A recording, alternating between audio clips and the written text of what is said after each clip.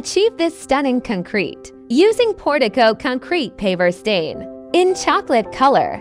Step 1. Surface preparation. Mix 4 ounces of Proclean degreaser with 1 gallon of water. Shake the gallon of degreaser until mixed.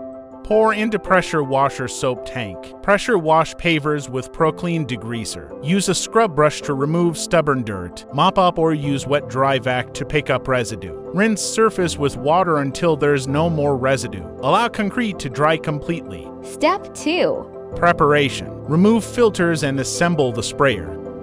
Shake Portico before pouring in the sprayer.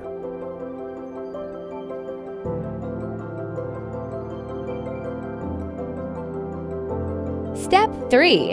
Application. Spray to coats in circular motions with overlaps. Shake the sprayer from side to side often. Allow to dry for 8+ hours. Before. After. This is what it looks like when stained.